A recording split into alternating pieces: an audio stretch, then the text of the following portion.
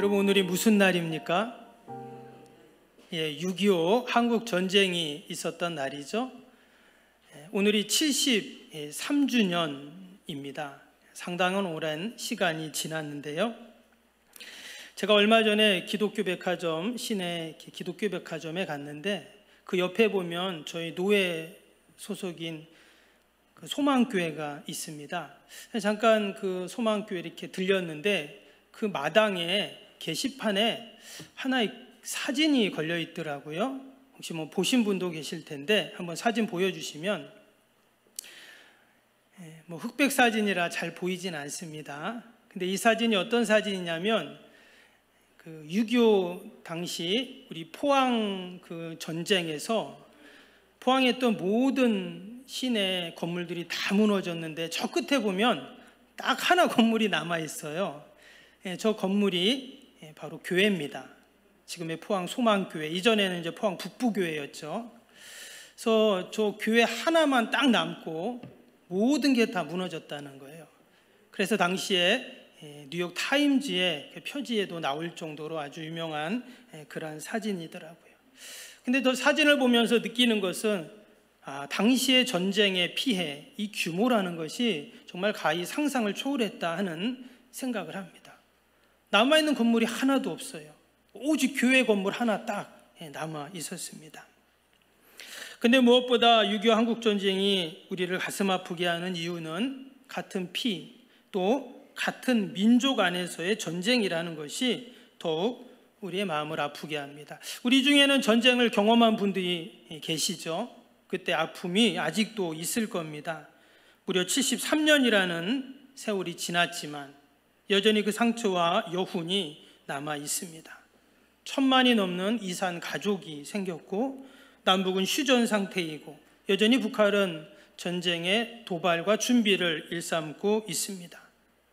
우리 안에도 이념과 사상의 갈등으로 어려움을 겪고 있습니다. 그럼에도 불구하고 하나님께서는 우리 민족을 외면치 않으시고 우리 믿음의 성도들의 그 기도를 하나님이 다 들으셔서 우리에게 이처럼 살기 좋은 복된 대한민국을 우리에게 허락해 주셨는 줄로 믿습니다. 우리가 6월 호국 보훈의 달을 보내면서 다시 한번 우리 믿음의 선배들을 생각하고 우리도 나라 민족을 위해서 함께 기도하는 우리 모두가 되기를 축복합니다. 그러한 의미에서 내일서부터 한 주 동안 우리 후반기 맞이 특별 새벽 기도회를 진행을 합니다. 특별 새벽 기도회, 사실 특별이라는 표현을 쓰는 게 조금 외람스럽습니다. 당연히 우리가 기도해야 되고 우리 믿음의 선배들의 기도의 바통을 우리가 이어가야 하는데 우리가 한 주간 여러분 다 우리 모든 성도님들 주님 전에 나와서 함께 기도하는 시간 갖기를 축복합니다. 목사님은 아무리 그렇게 말해도 저는 안 나갑니다. 혹시 그렇게 생각하는 분은 없기를 바랍니다. 제가 늘 말씀드리지만 매일 나오는 분은 너무 쉬운데 어쩌다 나오는 분은 너무 힘든 게 새벽 기도예요. 그런데 여러분 우리가 2주만 이 악물고 나오시면 평생 새벽 기도 하실 수 있습니다. 하나님이 새벽에 우리의 기도를 들으시고 응답하신다고 분명히 말씀하셨습니다. 처한 곳에서도 우리가 기도할 수 있지만 우리가 특별히 한 해에 6개월을 보내면서 감사했던 것들, 또 다시 6개월을 어떻게 살아야 할 것인가 하나님께 다 맡기면서 우리 믿음의 선배들처럼 또 나라 민족 교회를 위해서 함께 기도하는 귀한 시간이 되시기를 바랍니다. 잘 나오신 분은 선물도 드립니다.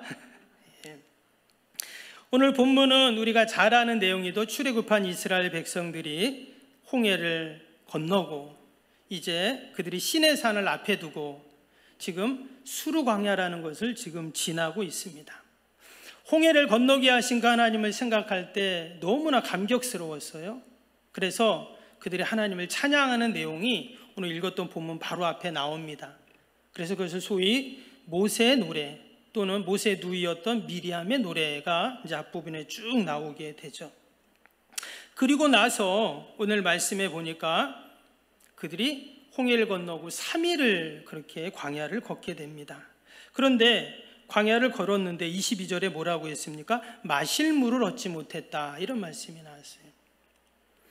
그런데 또 물을 발견을 했습니다. 그런데 그 물이 어떤 물이에요? 마시지 못하는 마라라는 쓴물이었다는 것입니다. 지금 이스라엘 백성들의 모습을 보면 마치 70년 전 우리 민족의 모습과 비슷합니다. 무려 36년 동안 그 일본의 무단 통치를 받으면서 우리 조상들이 얼마나 고생을 했습니까? 그러나 하나님의 전적인 도우심으로 우리가 광복을 맞이하게 되었어요. 그 기쁨은 이루 말할 수가 없었습니다. 여러분 혹시 시몬 선생님의 그 그날이 오면이라는 시 아십니까? 그 내용에 보면 그날이 와서 넘치는 기쁨에 가슴이 미어질 듯 하거든 드는 칼로 이 몸에 가죽을이라도 벗겨서 커다란 북을 만들어 들쳐매고는 여러분의 행렬의 앞장을 서리오다. 그 광복을 얼마나 간절히 바랬는지, 만약에 그날이 오면 내 가죽을 벗겨가지고 북을 만들어 그 광복의 행렬에 나도 동참하고 싶다, 그런 바람으로 쓴 시입니다. 그런데 우리 민족이 광복을 맞이했어요. 광복과 독립을 맞았는데 그것도 잠시뿐이었죠. 그 기쁨도 잠시, 다시금 남북이 이념으로 갈등하면서 이제는 총과 칼을 겨누는, 그래서 무려 3년 1개월 동안 처절한 전쟁을 치룬 것이 바로 한국 전쟁입니다. 그런데 마치 그 상황이 오늘 본문에 나오는 출애굽기 15장에 이스라엘 백성들의 광야에서 마라를 만난 모습과 같다는 거예요. 우리가 수요예배 때 계속 출애굽기 말씀을 지금 보고 있죠. 출애굽기 23장까지 지금 보았는데요. 여러분 출애굽기를 알면 뭐가 보인다 했죠? 수요예배 나오시는 분들은 아시는데, 출애굽기를 보면 인생이 보인다 그랬습니다. 그래서 우리의 광야가 해석이 되고, 또 이 광야를 지나 어떻게 하나님의 약속의 땅까지 우리가 무사히 들어갈 수 있는가, 그 해답을 얻을 수가 있다는 말씀을 드렸는데, 그때 이 출애굽기 15장도 우리가 잠깐 살펴보았습니다. 여러분 이 마라라는 곳은요 수르 광야에 있습니다. 홍해를 지나서 대략 한 60km 정도 남쪽으로 내려오면 있는데, 이 수르 광야라는 것이 어떤 곳이냐면, 사진 한번 제가 좀 보여드릴게요. 이런 곳입니다. 광야 사진을 여러 번 보여드렸는데, 특별히 이 수르 광야라는 곳은 광야 중에서도 가장 척박한 광야가 이 수르 광야입니다. 왜냐하면 아래쪽에 있거든요. 정말 여기에는 아무것도 없습니다. 그리고 온도가 평균이 40도입니다. 여러분 저런 땅에, 저런 광야를 3일을 걸었는데 물을 먹지 못했어요. 얼마나 힘들었을까요? 근데 그나마 물을 발견을 했는데 어떤 물이라고요? 쓴물, 마라 그랬어요. 이 마라라는 말은 쓰다, 고통스럽다, 괴롭다 이런 말이에요. 그러니까 이렇게 물을 딱 먹는 순간 마라 이렇게 외친 거예요. 얼마나 그 물이 썼는지. 근데 실제로 지금도 더 지역에는요 땅을 파면 쓴물이 나옵니다. 염분이 하도 많이 섞여 있어서 먹을 수 없는 쓴물이에요. 때문에 지금 백성들이 어떻게 했습니까? 이어지는 24절에 보니까 백성이 모세에게 원망하여 이르되 우리가 무엇을 마실까 하며 그랬어요. 근데 여기서 지금 백성들의 원망은 당연한 원망이에요. 아까 그런 광야를 3일을 걸었는데 물을 못 먹었는데, 근데 물을 발견했는데 마실 수 없는 아주 쓰고 고통스러운 쓴물입니다. 당연히 그들은 원망하고 불평할 수밖에 없는 것이죠. 근데 우리가 여기서 한 가지 기억할 것이 뭐냐면, 앞에 22절을 보시면 여러분 여기까지 이 수르 광야 마라까지 누가 인도하셨습니까? 모세가 그들을 인도했다 이렇게 나옵니다. 근데 또 정확히 말하면 모세와 이스라엘 백성들이 불기둥, 구름 기둥을 보고 여기까지 왔기 때문에 결국은 하나님이 그들을 인도하신 겁니다.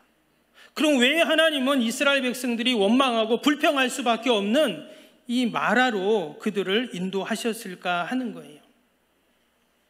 말씀드린 것처럼 누가 인도하셨다고요? 하나님이 인도하셨어요. 여러분, 우리가 지난 2023년 지난 6개월을 한번 쭉 돌아봅니다. 지난 6개월을 누가 나를 인도하셨을까요? 여러분, 하나님이 인도하셨는 줄로 믿습니다. 지난 6개월 우리는 기쁘고 즐거운 일도 있었어요. 그러나 또 어떤 분들에게는 너무나 힘들고 괴롭고 잊고 싶은 그런 일들도 있었을 겁니다. 자녀 때문에 또는 건강 때문에 또 사람과의 관계 때문에 마음을 졸이고 손해를 보고 낙심이 되는 때가 있었을 겁니다. 그러나 지금까지 누가 인도하셨다고요? 하나님이 인도하셨습니다. 택하신 백성들은 하나님이 인도하십니다. 잠언 16장 9절 말씀에 보면 사람이 마음으로 자기의 길을 계획할지라도 그 걸음을 인도하시는 이는 여호와시니라. 그 걸음을 인도하시는 분은 분명 여호와라고 말씀했습니다. 지금 이스라엘 백성들이 자기들 마음대로 가고 싶은 대로 가고 오고 싶은 대로 와가지고 마라에 도달한 것이 아니었다는 거예요. 밤에는 불기둥, 낮에는 구름 기둥으로 인도하시는 그 하나님의 인도하심을 따라 도착한 곳이 마라의 쓴물이었습니다. 오아시스로 인도하셔야 되는데 하나님은 먹을 수 없는 죽음의 물, 쓴물로 그들을 인도하셨기에 당연히 그들은 불평할 수 있고 원망할 수 있다는 거예요. 근데 우리는 이 마라의 쓴물 이 앞에서 하나님이 우리에게 주시는 너무나 귀한 교훈이 있음을 깨닫게 돼요. 그것이 무엇인가? 여러분, 우리 인생에도 광야에서 마라를 만날 때가 있다는 겁니다. 그때 어떻게 하나님이 일하시는지, 또 하나님이 뭐라고 말씀하시는지 우리가 오늘 이 출애굽기 15장을 통해서 여러분 그 지혜를 얻고 답을 꼭 얻을 수 있기를 축복합니다. 지금 마라의 쓴물 앞에 괴로워하고 힘들어하는 성도들에게 하나님이 어떤 역사를 이루셨는가? 25절입니다. 모세가 여호와께 부르짖었더니 여호와께서 그에게 한 나무를 가르치시니 그가 물에 던지니 물이 달게 되었더라. 거기서 여호와께서 그들을 위하여 법도와 율례를 정하시고 그들을 시험하실세. 먼저 여기 보니까 모세가 여호와께 부르짖었다, 기도했다고 나옵니다. 그랬더니 하나님이 한 나무를 다 가르치세요. 그리고 그 나뭇가지를 물에 던지니까 물이 달게 되었다. 기적이 일어난 것이죠. 하나님의 행하신 기적입니다. 근데 여기서 쓴물이 단물로 바뀐 것도 중요하지만 여러분 그 기적의 배후에 뭐가 있었어요? 모세가 여호와께 부르짖었더니, 모세가 여호와께 기도했다라는 것입니다. 근데 이번만이 그런 게 아니에요. 앞에 홍해를 가를 때도 어때요? 그때도 모세가 기도했죠. 또 르비딤에서 아말렉과의 전쟁을 할 때도 산에 가서 기도했잖아요. 하나님께서는 이 광야를 지날 때, 또 우리 광야 같은 인생에서 쓴물을 만날 때 하나님은 우리가 기도하기를 원하신다는 것을 알 수가 있어요. 왜? 하나님의 역사가 그 기도와 함께 나타나기 때문입니다. 오늘 24절에 백성들이 뭐라고요? 모세를 지금 원망하면서 무엇을 마실까?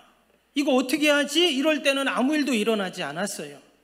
그러나 여호와께 부르짖었더니, 기도했더니 그 이후에 하나님은 한 나무를 가르치시고 그 나뭇가지를 물에 던지니까 달게 되는 이런 기적이 일어났습니다. 뿐만 아닙니다. 25절 그 뒷부분에 보면 하나님이 이스라엘 백성들과 법도와 율례를 정하셨다, 이렇게 지금 나옵니다. 이 말은 언약을 맺어주셨다는 말이에요. 왜 하나님이 언약을 맺으실까요? 또다시 광야를 지나다가 이 마라와 같은 쓴물을 만날 수가 있어요. 그러나 하나님이 언약대로 그 쓴물을 단물로 바꿔주시겠다라는 약속의 증표로 언약을 맺어주신 것입니다. 근데 여러분, 이 모든 것이 뭐부터 시작이 됐어요? 모세가 여호와께 부르짖었더니, 기도했더니 이런 일들이 하나하나 이루어지는 것을 보게 됩니다. 그래서 한 사람이 기도하는 것이 얼마나 중요한지 모릅니다. 여러분, 저와 여러분이 기도하는 것이 이렇게 중요합니다. 때로는 우리 모든 성도들이 다 나와서 다 같이 합심해서 기도해도 좋습니다. 우리 자녀들이 기도하면 좋고, 또 우리 가족들이 다 기도하면 얼마나 좋을까, 이런 생각이 들어요. 그러나 그렇지 않더라도 여러분, 저와 여러분 한 사람이 기도하면 이런 놀라운 구원의 역사가 있는 줄로 믿습니다. 여러분, 부산에 가면 해운대 그 해수욕장이 있죠. 어떤 분은 해운대 하면 돌아와요 부산항해가 딱 생각난다고 하더라고요. 근데 저는 이 해운대 하면 2007년 그 해운대 백사장에 당시에 1907년 평양 대부흥의 그 100주년을 맞아서 큰 집회를 했습니다. 그때 그 부산, 울산, 경남에 있는 성도들이, 여러분들은 가셨는가 모르겠는데 무려 30만 명이 2007년도에 그 해운대 백사장에 모였습니다. 그래서 1907년 평양 대부흥을 기념하는 100주년 행사를, 기도회를 했어요. 한번 사진 한번, 혹시 가신 분 계신가요? 저기 지금 해운대 해수욕장인데 그 백사장이 사람들로 꽉 찼어요. 야, 30만 명이 모여서 기도하니까 정말 뭐 될 것 같더라고요. 막 가슴이 뜨거워지고 민족을 위해서 막 기도했던 그 기억이 납니다. 근데 여러분, 6.25 한국 전쟁 때 바로 저 해운대 백사장에서 피난 온 수많은 우리 믿음의 선배들이 밤마다 기도했다는 거예요.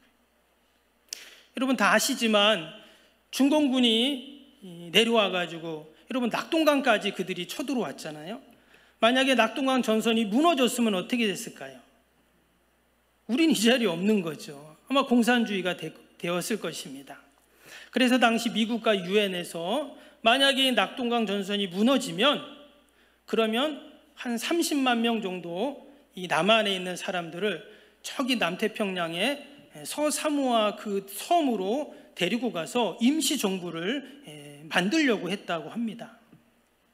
근데 하나님의 전적인 은혜로 다시금 북진하게 되고 38선이 생기면서 우리는 자유대한민국이 이제 이루어지게 된 것이죠. 근데 그때 저 해운대 백사장에서 수많은 우리 믿음의 선배들이 눈물로 기도했다는 거예요. 그래서 우리가 이처럼 여러분 자유를 얻고 이 살기 좋은 대한민국에서 이처럼 감사하며 또 이렇게 예배드리게 되었는 줄로 믿습니다. 여러분, 한 사람의 부르짖는 기도가 가족을 살리고 교회를 살리고 민족을 살리는 여러분 그런 역사가 있는 줄로 믿습니다.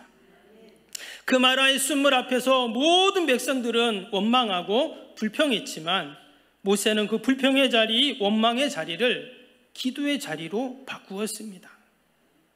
혹시 우리 지난 6개월을 돌아보면서 우리도 불평하고 원망하고 싶은 일들이 많이 있습니다. 그러나 다 그러더라도 저와 여러분은 여러분 그 불평과 원망이 기도로 바뀌는 은혜가 있기를 축복합니다. 가정에서 모든 사람이 불평해도 내가 기도하면 그 가정은 소망이 있습니다. 회사에서 모든 사람이 낙심해도 내가 기도하면 그 회사가 다시 살아날 수 있고요. 교회에서 모든 성도들이 기도하지 않아도 내가 기도의 자리를 지킨다면 그 교회는 하나님이 기뻐하시는 교회, 소망이 있는 교회가 될 줄로 믿습니다. 내가 기도할 때 그 쓴물이 단물로 바뀌게 됩니다. 특별히 오늘 말씀해 보니까 그 쓴물을 단물로 바꿔주실 때 어떤 일이 있었냐면 이어진 23, 25절 다시 보시면 여호와께서 그에게 한 나무를 가르치시니 그가 물에 던지니 물이 달게 되었더라. 하나님이 하나의 나무를 가르치셨습니다.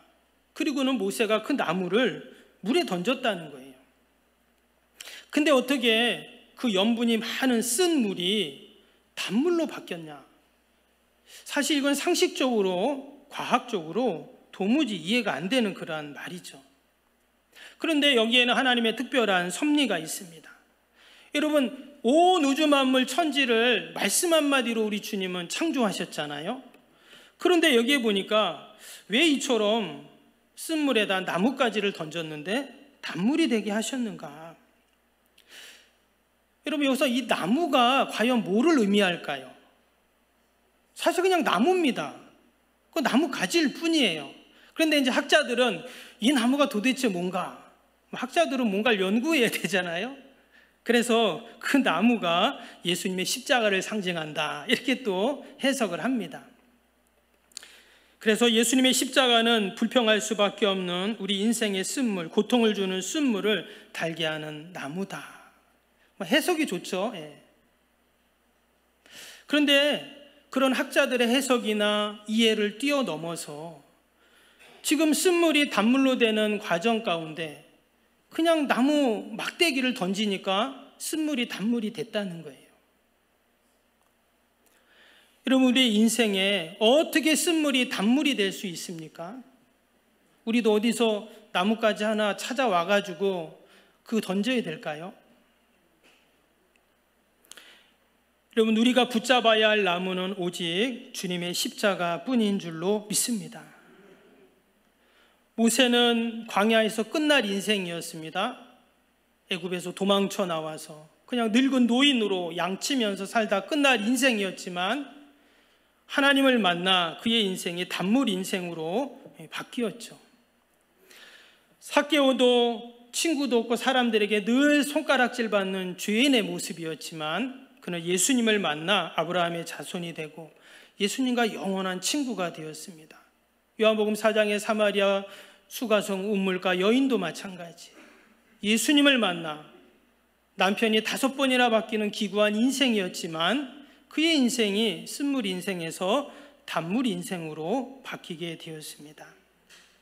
동일하게 우리의 믿음의 성도들은 어떤 인생의 마라와 같은 쓴물을 우리가 만난다 할지라도 우리가 주님을 바라보고 주님의 십자가를 꼭 붙잡고, 그것도 아니라면 우리의 그 쓴물의 현장에 믿음으로 우리의 십자가를 던질 때 여러분, 놀라운 단물의 역사들이, 치유의 역사들이 일어날 줄로 믿습니다. 오늘 말씀은 여기서 끝나지 않습니다. 정말 중요한 말씀은 오늘 27절이죠. 27절 다시 보시면 그들이 엘림에 이르니 거기에 물샘 12과 종려나무 70그루가 있는지라 거기서 그들이 그 물 곁에 장막을 지니라. 학자들이 연구를 해보니까요, 그 마라라는 곳에서 이 엘림까지 대략 한 10km 정도 된다고 합니다. 그러니까 그냥 한나절 거리인 거예요. 그러니까 조금만 더 가면 뭐가 있다고요? 엘림. 여기 보면 그 광야에 물샘 하나도 귀한데 물샘이 12개나 있어요. 그러니까 여기는 어마어마한 오아시스인 것이죠. 근데 마라에서 불과 10km밖에 안 되는 그곳에 이 엄청난 오아시스가 있었다는 것입니다. 그러니까 조금만 더 가면 그들이 풍성하게 물을 마실 수 있고 쉴 수 있는 그러한 엘림이 그들을 기다리고 있었다는 겁니다. 무슨 말이냐면 지금 하나님께서 이스라엘 백성들을 지난 3일 동안 어디로 이끌고 오셨어요? 마라가 아니었다는 거예요. 원래 종착지는 엘림이었던 겁니다. 그러니까 마라는 뭐예요? 그냥 지나가는 그냥 하나의 과정이었다라는 것이죠. 하나님께서 최종 이스라엘 백성들의 그 택한 백성들을 인도하시는 곳은 엘림이었다 하는 것입니다. 그러나 눈에 보이지 않으니 불평하고 원망하는 것이죠. 눈에 보이지 않는다는 것은 다른 말로 하면 하나님이 엘림을 준비하셨다는 것을 믿지 못하는 거예요. 하나님이 출애굽한 이스라엘 백성들, 홍해를 건너게 한 이스라엘 백성들, 아말렉을 전쟁에서 이기게 하신 하나님, 그 불기둥과 구름기둥으로 그들을 그 광야를 인도해 가시는 그 하나님께서 그래 우리를 좋은 곳으로, 선한 곳으로 우리를 인도하실 거야 라는 그 믿음을 갖기를 원하셨는데 그들은 이 마라 앞에서 불평하고 원망하게 되었던 것입니다.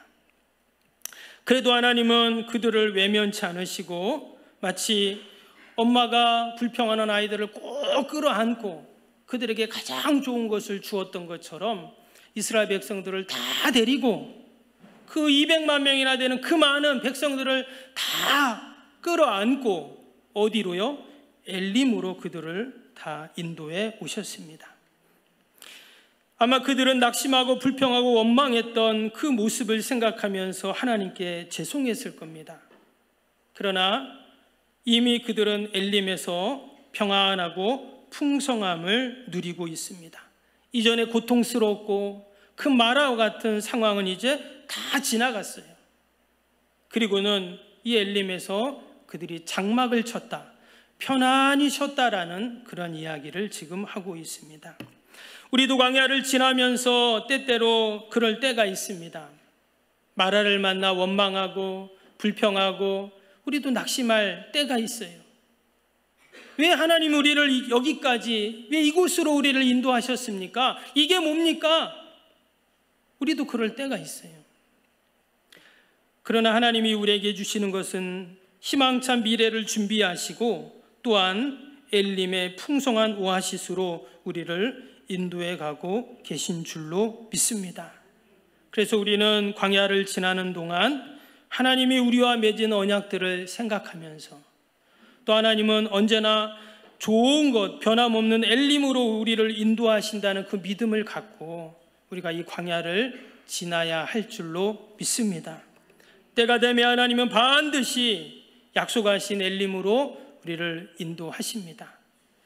우리가 지난 6개월을 돌아보면서 혹시 마라와 같은 어려움들, 상황들이 있었지만 다시금 2023년에 6개월을 사는 동안 하나님 우리를 반드시 엘림으로 인도하실 줄로 믿습니다. 그런 믿음으로 늘 하나님께 영광 돌리는 저와 여러분이 되길 주님의 이름으로 축복합니다.